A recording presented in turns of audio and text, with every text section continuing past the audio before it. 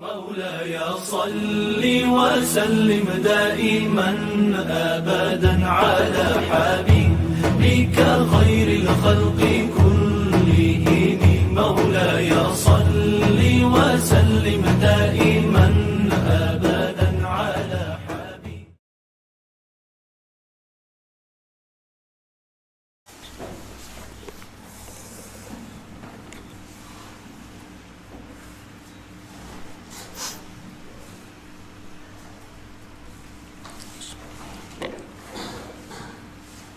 Assalamualaikum warahmatullahi wabarakatuh.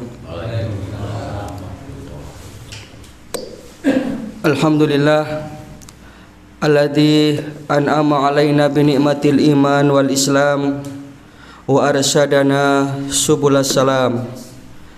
Asyhadu an la ilaha illallah wahdahu la syarikalah al malikul alam wa asyhadu anna muhammadan abduhu wa rasuluh Sayyidil Arabi wal Ajam. Allahumma sholli wa sallim wa barik ala nabiyyina Muhammadin wa ala alihi wa sahbihi wa man tabi'ahum bi ihsanin ila yaumil qiyam. Amma ba'du, subhanaka la ilma lana illa ma 'allamtana innaka antal alimul hakim. Rabbi shrah li sadri wa yassir li amri wahlul 'uqdatam min lisani yafqahu qawli. Allahumma asbahna ala fitratil Islam wa ala kalimatil ikhlas wa ala dini nabiyyina Muhammadin sallallahu alaihi wasallam wa ala millati abina Ibrahim hanifan muslima wa ma kana minal musyrikin. Bapak Ibu hadirin jamaah pengajian rutin Masjid Risalatul Mustaqim rahimakumullah. Dari hati yang paling mendalam tentu mari kita senantiasa tidak henti-hentinya bersyukur, berterima kasih kehadirat Allah Subhanahu wa taala atas segala nikmat dan karunia yang telah diberikan, nikmat keimanan, nikmat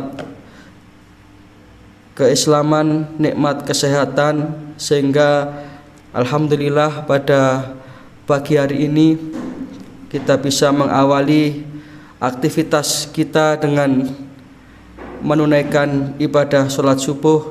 Kita lanjutkan dengan thalabul ilmi sampai insya Allah nanti masuk waktu syuruk. Memang di dalam kehidupan dunia ini tidak ada kenikmatan yang melebihi dimudahkannya kita beribadah kepada Allah Subhanahu wa taala, dimudahkannya kita bersimpuh dan bersujud di hadapan Allah Subhanahu wa taala. Itulah makanya Rasulullah itu menyatakan aqrabu ma yakunul abdu mir rabbih fahuwa sajidun. Aqrabu, saat yang paling dekat antara seorang hamba kepada Rabb-nya, fahuwa sajidun. Itulah saat yang paling dekat adalah ketika kita bersujud. Sehingga di dalam sujud itulah kita betul-betul memposisikan diri kita sebagai seorang hamba di hadapan Allah Rabbul Alamin. Mudah-mudahan kita termasuk orang-orang yang diberikan oleh Allah Ta'ala pertolongannya di dunia ini sampai di akhirat nanti. Yang kedua, assalatu wassalam, mudah-mudahan senantiasa terlimpah kepada suri tauladan kita, uswatun hasanah kita, baginda Rasulullah sallallahu alaihi wasallam, allati akhrajan nasa minad dhulumati ilan nur, yang telah mengeluarkan manusia dari kegelapan menuju cahaya yang terang benderang, yakni adinul Islam. Maka tidak ada jalan kebenaran selain kita mengikuti ajaran-ajaran beliau, sehingga kelak kita di akhirat akan dibangkitkan bersama beliau di dalam naungan ridha Allah Subhanahu wa taala. Para jamaah rahimakumullah, alhamdulillah kajian kita di masjid ini sudah mulai kita aktifkan lagi setelah kemarin 1 bulan penuh Ramadan kita liburkan karena memang waktunya. Tapi yang Jumat pagi tidak libur di Ramadan kemarin. Alhamdulillah bisa istiqomah. Kita masih membahas tentang dampak-dampak perbuatan maksiat. Banyak sekali dampak-dampak perbuatan maksiat. Yang ini tidak hanya merusak pelakunya secara fisik, tetapi lebih dari itu bisa merusak mental dari pelaku-pelaku maksiat tersebut jikalau tidak segera dihentikan. Makanya Allah Subhanahu wa taala itu ketika melarang minuman keras mengakhiri ayatnya dengan fahal antum muntahun.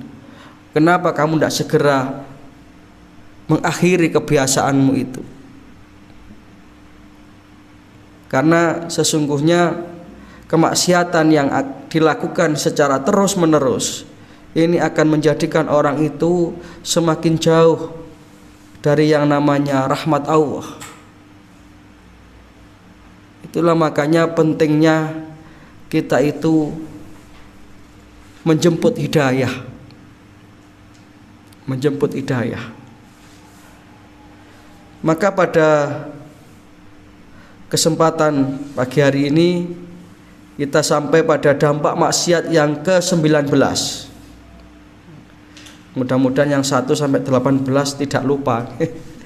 Kalau lupa ya kita bisa download bukunya. Atau seperti Pak Hari itu tumbas bukune. Insya Allah tidak mahal itu. Faslun hirmanu da'wati Rasulillahi sallallahu alaihi wasallam. Dampak maksiat yang ke-19 ini menyebabkan pelaku-pelaku maksiat tersebut hirmanun da'wati Rasulillahi sallallahu alaihi wasallam wal malaikah. Ini kan bahaya ini. Apa itu? Terhalangnya doa yang dipanjatkan oleh Rasulullah dan para malaikat. Jadi sesungguhnya Allah Subhanahu wa taala memerintahkan kepada Rasulnya untuk memberikan doanya, memohonkan ampunannya kepada kaum mukminin, kepada orang-orang yang beriman.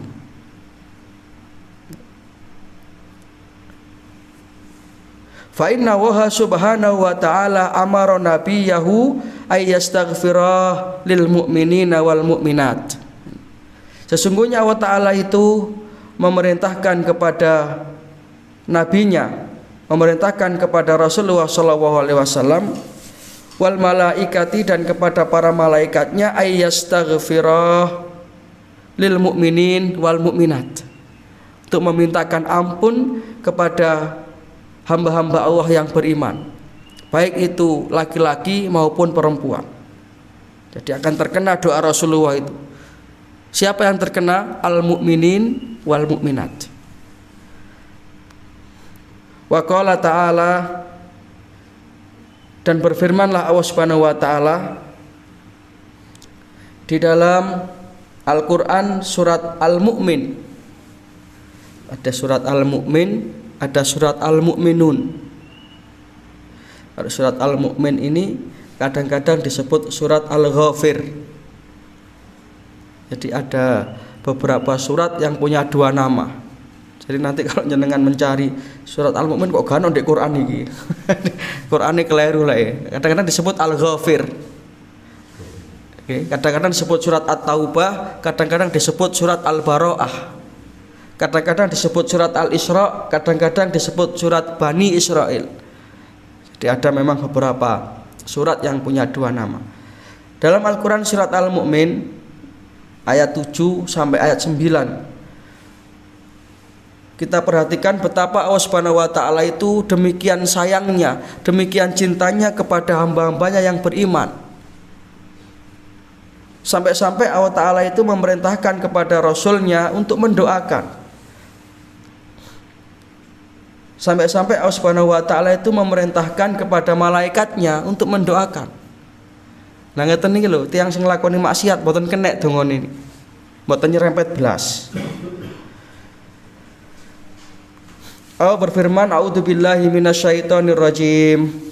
Alladzina yahmilunal arsya wa man haulahu yusabbihuna bihamdi rabbihim wa yu'minuna bihi wa yastaghfiruna lilladzina amanu rabbana wasi'at kulla syai'in rahmatan wa ilma faghfir lilladzina tabu wattaba'u sabilaka wa qihim adzabal jahim. Para malaikat-malaikat yahmilunal ars, yang mereka itu bertugas menjunjung atau memikul ars, singgasana ketuhanan, waman haulahu, dan yang ada di sekelilingnya, yusabbihuna bihamdi rabbihim, mereka itu bertasbih memuji Tuhannya, wa yu'minuna bihi, dan mereka itu betul-betul beriman kepada Allah, wa yastaghfiru. Nah ini yang ada kaitan dengan materi kita. Wa yastaghfiru, dan mereka para malaikat tadi itu yastaghfiru, mereka memintakan ampun. Untuk siapa? Lilladzina amanu, kepada orang-orang yang beriman. Seraya mereka berkata, Rabbana wasi'at kulla syai'in rahmatan wa ilma. Ya Allah, ya Tuhan kami, rahmat dan ilmumu meliputi segala sesuatu. Faghfir, maka ampunkanlah, berikanlah ampun, lilladzina tabu, kepada hamba-hambamu yang bertaubat, wattaba'u sabilaka, dan mengikuti jalanmu, mengikuti jalan kebenaran, waqihim adzabal jahim, dan selamatkanlah mereka, peliharalah mereka min adzabil jahim, waqihi adzabal jahim, dari siksa neraka jahanam. Nah, pada hebat itu. Selain kita itu dimintakan ampun, kemudian supaya kita itu ditetapkan untuk mengikuti jalan kebenaran, dan kita juga didoakan dilindungi dari siksa api neraka. Ini kan dahsyat, yang berdoa malaikat. Makanya kehati-hatian kita terhadap perbuatan maksiat ini sama dengan mendaftarkan kita ke dalam golongan orang-orang yang akan terkena doa malaikat. Tidak hanya itu, terus malaikat mendoakan, Rabbana wa adkhilhum jannati adn. Ya Allah, masukkanlah mereka ke dalam surga Aden, allati wa'adtahum, yang telah engkau janjikan.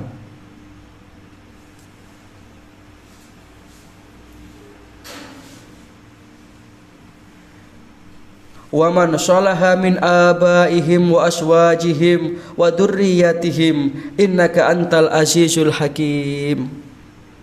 Indah sekali doa-doa malaikat ini di dalam ayat ini kepada hamba-hamba Allah yang betul-betul menjaga dirinya dari perbuatan-perbuatan maksiat. Setelah tadi dimintakan surga, wa man shalaha min abaihim, tidak hanya mereka ya Allah, kepada orang-orang yang solih di antara bapak-bapak mereka, istri-istri mereka, dan keturunan mereka semuanya. Sesungguhnya engkau adalah zat yang maha perkasa, lagi maha bijaksana.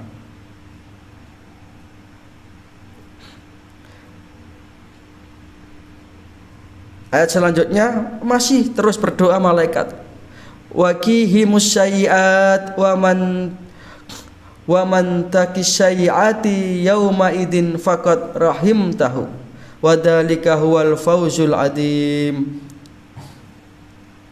dan peliharalah mereka dari kejahatan. Jadi kalau orang itu sudah betul-betul bertaubat kepada Allah Subhanahu wa taala dengan taubatan nasuha, maka mereka itu akan dijaga oleh Allah.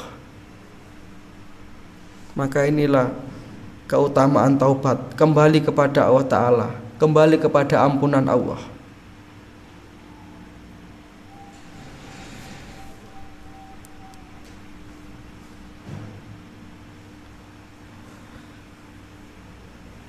Dan sesungguhnya Engkau telah menganugerahkan rahmat kepadanya, dan itulah al-fawzul adim, kemenangan yang besar.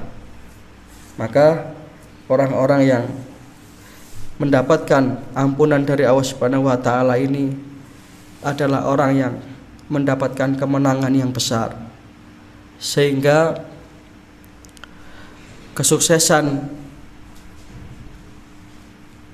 hidup orang yang beriman, kebahagiaan hidup orang yang beriman adalah ketika nanti di akhirat mereka itu diselamatkan oleh Allah Subhanahu wa taala dari nerakanya dan dimasukkan ke dalam surganya. Itulah orang yang mendapatkan kesuksesan hidup, kemenangan hidup.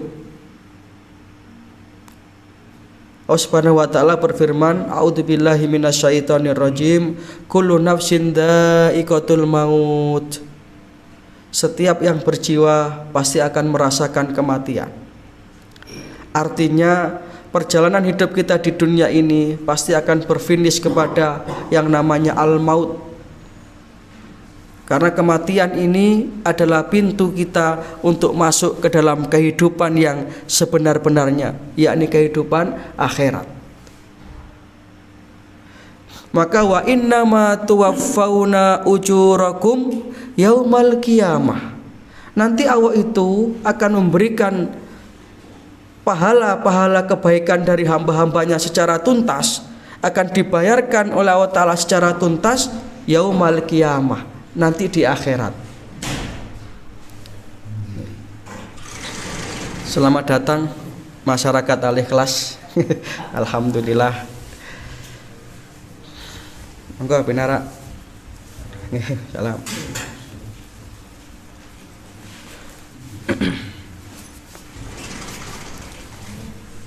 Jadi saya lanjutkan, siapa yang ketika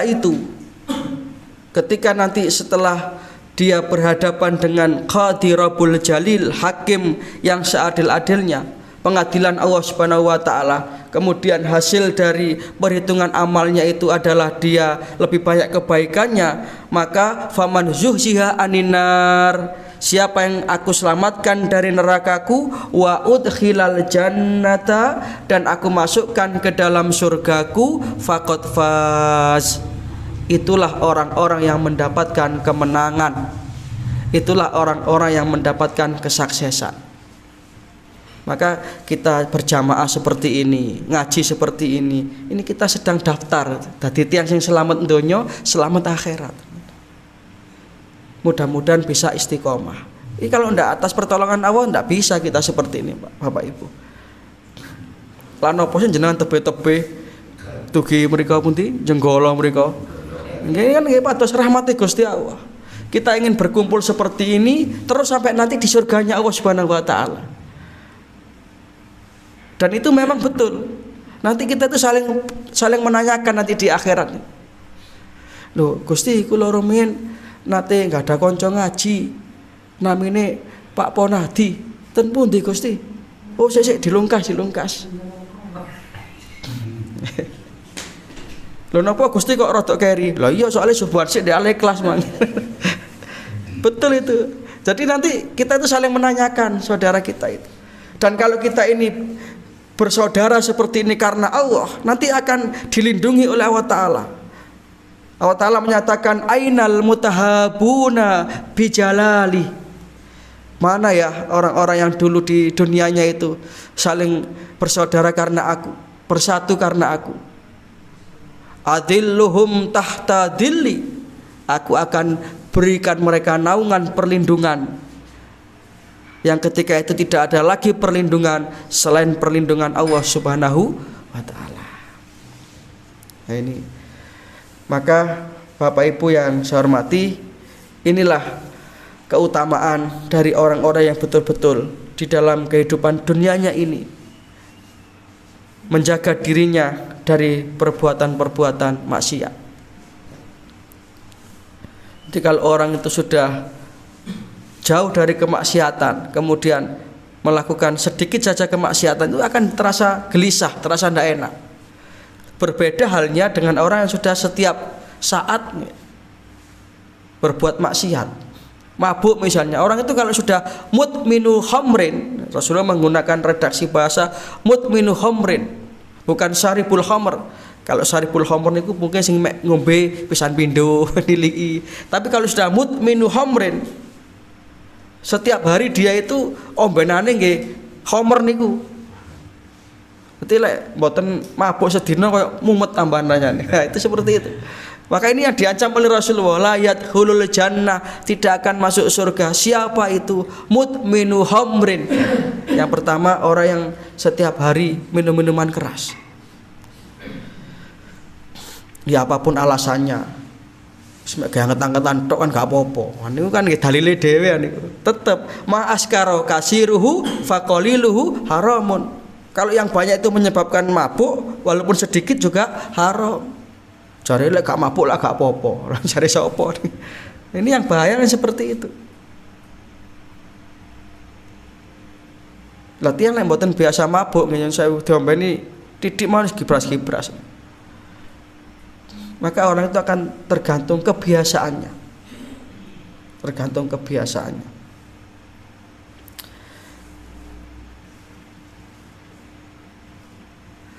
Fahada du'aul malaikati lil mu'minina at-taibin al-muttabi'ina li kitabi wa sunnah. Inilah, demikian ini tadilah surat Al-Mu'min nggih. Mangke bisa nyenengan cek ulang surat Al-Mu'min ayat 7 dan sampai 9. Ayat 7 sampai 9. Inilah yang merupakan doa para malaikat yang diperuntukkan bagi siapa? Al-mu'minin, orang-orang yang beriman, at-taibin, yang mereka itu senantiasa bertaubat kepada Allah Ta'ala, al-muttabi'ina li kitabihi wa sunnatihi, dan mereka itu konsisten dan konsekuen dengan kitab Allah dan sunnah beliau Rasulullah Shallallahu Alaihi Wasallam. Jadi kalau Muhammadiyah kita ini punya semboyan ar-ruju' ilal Quran wa sunnah, maksudnya ya ini, kita betul-betul menjadikan Al-Quran dan sunnah ini sebagai pegangan hidup kita. Bukankah itu wasiat dari Nabi kita? Rasulullah itu berwasiat kepada kita, taraktu fikum amroini, aku tinggalkan. Berarti ini kan wasiat. Rasulullah itu tidak meninggalkan harta yang banyak, karena memang beliau bukan hartawan. Sekalipun beliau kaya, tapi Rasulullah itu tidak kemudian menumpuk-numpuk harta untuk kekayaan pribadinya. Jadi Rasulullah itu nyun sewu, bukan orang yang miskin. Rasulullah itu entrepreneur yang hebat. Andai kata Rasulullah itu hidup bermewah-mewahan sebagaimana layaknya Raja Persia ketika itu, sebagaimana layaknya raja-raja Romawi ketika itu, bisa saja. Tetapi Rasulullah SAW memilih jalan kesederhanaan, bukan tidak kaya. Sehingga itulah yang kemudian menjadikan kita ini umat yang luar biasa. Karena Rasulullah itu kok coro bahasanya ibu-ibu, contoh bumbu komplit lengkap Rasulullah itu. Siapapun kita, orang kaya bisa mencontoh Rasulullah karena beliau kaya. Orang miskin bisa mencontoh Rasulullah karena beliau hidupnya dalam kesederhanaan. Jadi kalau jenengan pernah dengar riwayat Rasulullah tanya kepada Aisyah, ada makanan hari ini, mboten-mboten kanjeng Nabi tasian. Itu jangan dibayangkan Rasulullah itu napa? Memang miskin, tidak begitu. Memang Rasulullah ingin menjadikan beliau itu sebagai contoh yang lengkap bagi umatnya. Oh lek pas gak duwe apa-apa ngene lho carane. Lek pas duwe akeh ngene lho carane, seperti itu. Rasulullah seorang pedagang, maka para pedagang bisa mencontoh beliau. Rasulullah seorang guru, maka guru juga bisa mencontoh beliau. Innama buistu mualliman.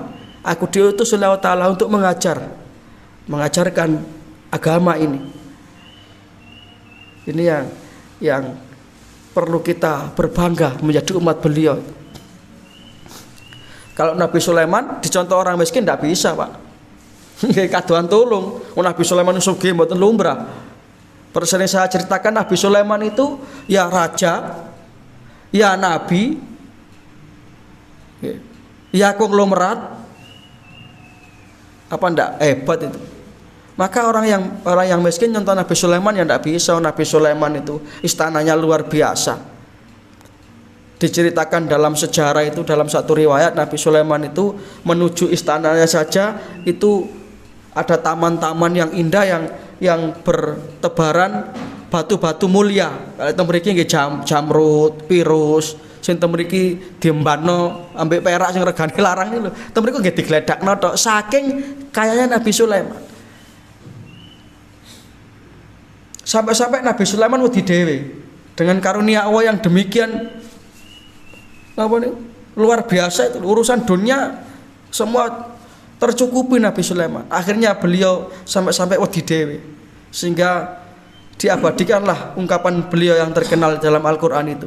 Hada min fadli Rabbi. Ini semua adalah karunia Allah. Liyabluwani a'askuru am akfuru. Ini ujian bagi aku. Apakah dengan ini semua aku jadi bersyukur? A'askuru am akfuru. Apa aku jadi ingkar? Ini Nabi Sulaiman. Menarik sekali kalau jenengan baca dalam Al-Quran surat Al-Naml misalnya, bagaimana Nabi Sulaiman ini diberi hadiah yang banyak sekali oleh Ratu Balqis. Ya, Ratu Balqis mengutus rombongan utusannya, ada seorang diplomat juga mau bernegosiasi dengan Nabi Sulaiman. Ketika Nabi Sulaiman memberikan surat, kan begitu ceritanya, diberikan suratnya singkat, jelas, ultimatum. Ini bisa jenengan baca ceritanya di dalam Al-Quran surat An-Naml. Suratnya singkat, innahu min Sulaiman. Sesungguhnya surat ini datangnya dari Sulaiman. Wa innahu bismillahirrahmanirrahim. Dan sesungguhnya dengan menyebut nama Allah yang Maha Rahman dan Maha Rahim. Allah ta'lu alayya wa'tuni muslimin. Wahai Ratu Balqis, datanglah kepada aku dan jadilah engkau orang yang berserah diri kepada Allah. Karena Ratu Balqis ini dan seluruh rakyatnya, menurut informasi laporan dari burung hudhud yang ketika itu melakukan apa istilahnya nih, melakukan sebuah operasi untuk memantau wilayah sekitar. Burung hudhud laporan, wajadtuha wa qaumaha yasjuduna lisamsi. Saya lihat Tuan Raja, Ratu Balqis ini dan rakyatnya itu menyembah matahari. Baru kemudian Nabi Sulaiman mengirimkan surat ini. Nah, niku Nabi Sulaiman tidak bisa dicontoh orang yang miskin. Tapi Rasulullah itu dicontoh siapa saja bisa. Maka ketika kita itu istiqomah mengikuti Al-Quran dan Sunnah, inilah maka kita berada di atas jalan kebenaran. Monggo, selamat datang Pak Koko.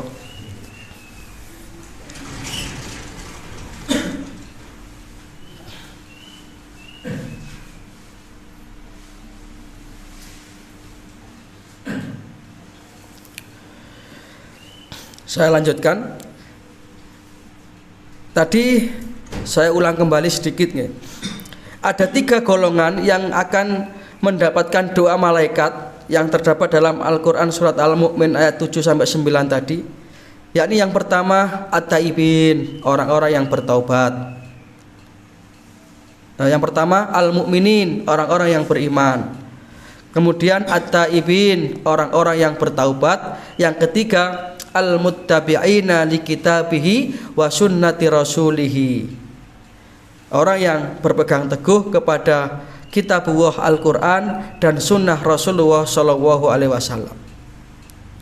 La sabila lahum ghairuhuma, dan orang yang tidak termasuk tiga kategori ini, maka mereka tidak akan terkena doa malaikat.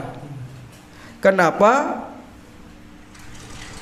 Karena mereka lam yattasifu bi sifatil mad'uwi lahu biha wallahul musta'an. Karena mereka tidak termasuk orang-orang yang tersifati itu tadi.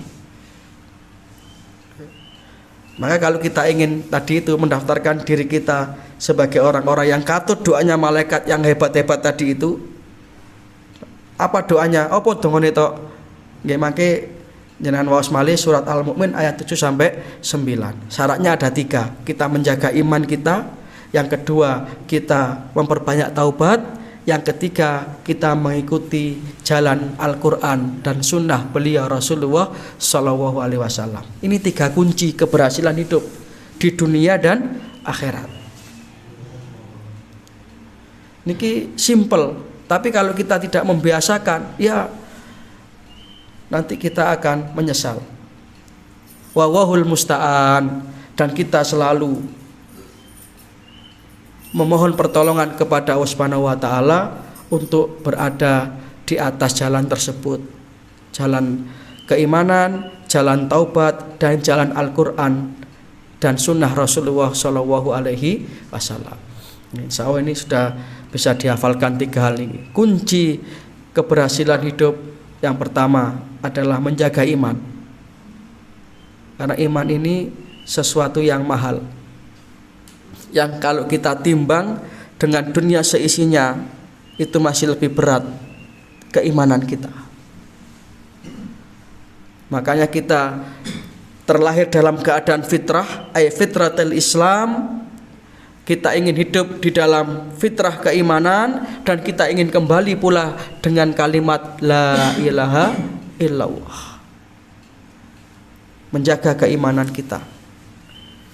Karena sudah habis waktunya, timernya sudah ada itu. Kalau Pak Erki sudah datang berarti waktunya habis, karena waktunya sarapan pagi. Ngaji niku mboten usah dawa-dawa, sing penting istiqomah nggih. Niku lek akeh-akeh malah lali. 3 mohon cukup nggih. Apa rujukan kita? Surat Al-Mu'min ayat 7 sampai 9.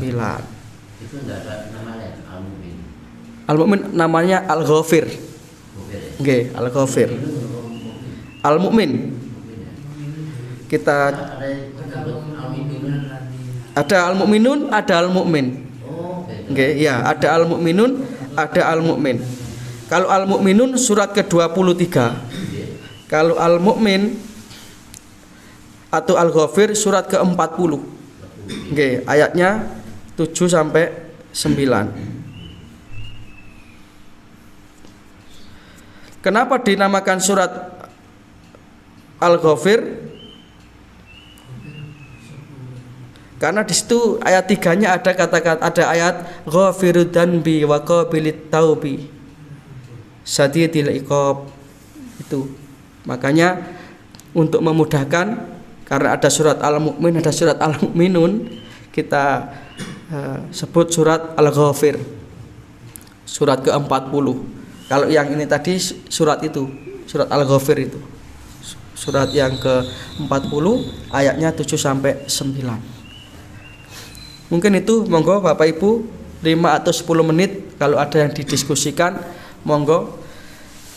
Jadi kepada para jamaah yang mungkin masih baru awal, saya sampaikan kajian kita setiap Jumat kedua dan keempat ini adalah kitab Ad-Da' wa Dawa, yang artinya adalah penyakit dan obatnya, yang dikarang oleh Ibnul Qayyim Al-Jauziyah. Kitab ini dalam judul yang lain itu kadang-kadang diberi judul Al-Jawabul Kafi. Al-Jawabul Kafi liman sa'ala anid dawa isafi. jawaban yang komplit, jawaban yang sempurna terhadap satu pertanyaan. Karena memang kitab ini dikarang oleh pengarang, oleh Ibnul Qayyim Al-Jauzi berdasarkan dari pertanyaan salah satu santrinya. Jadi yang ini oleh alim ditakoni titik, jawabnya kitab. Ini hebat ini, sampai jadi kitab ini, saking alimnya beliau. Nah, ini yang kita baca dan isinya itu semuanya selalu merujuk kepada Al-Quran dan sunnah beliau Rasulullah SAW. Ini kita sudah sampai kepada dampak maksiat yang ke-20. Karena insya Allah sudah hampir 1 tahun kita kaji kitab ini. Dan sangat gampang mendapatkannya, jangan bisa download di aplikasi Play Store. Karena era sekarang ini kita sudah sangat dimudahkan sekali. Kalau mau seperti Pak Hari ini tumbas pinten Pak Hari begini. Enggak sampai 100. Kantel. Kalau kelas kita ini termasuk kula niki enak sing terjemahan mawon. Karena kalau yang gondol niku nggih terus padha memete, gak sito nemu obat malah loro dhewe. Kan kita cari obat penyakit hati ini. Artinya kan begitu. Ada wadawa itu penyakit dan obatnya. Monggo kalau ada yang didiskusikan, ya mesti batin. Opo nggak ngerti karepmu to omong aku. Sekat tema. Dan monggo Bapak Ibu setiap Jumat pagi rawuh seperti ini tidak apa-apa. Setelah subuhan di Al-Ikhlas kita rawuh nggih sak kecanda-kecandake mboten napa-napa. Nggih, mboten napa-napa. Sepenting kan dereng telas masih hampir. Mboten napa-napa. Insyaallah dapat keutamaan lah. Kita istiqomah. Monggo ibu-ibu ada yang didiskusikan atau kita cukupkan karena itu sudah siap.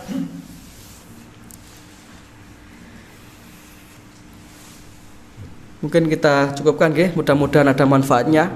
Sekali lagi kita ngaji ini walaupun tidak banyak tapi istiqomah dan bisa menjadi satu keterangan yang bermanfaat dibarengi dengan hidayah Allah, bisa kita amalkan dalam kehidupan kita sehingga kita termasuk orang yang terselamatkan di dunia ini dan di akhirat nanti. Mudah-mudahan kita senantiasa mendapatkan taufik dan hidayah, amal ilmu rezeki yang barokah. Dan akhirnya kelak kita menuntaskan tugas kita di dunia ini, mengakhiri kehidupan kita di dunia ini dengan tetap membawa iman Islam husnul khatimah. Amin ya rabbal alamin. Ada kurang lebihnya mohon maaf. Nasrun minallah wa fathun qarib wa basyiril mu'minin. Subhanaka wa humma wa bihamdika asyhadu an la ilaha illa anta astaghfiruka wa atubu ilaik. Wassalamualaikum warahmatullahi wabarakatuh. إن الله وملائكته يصلون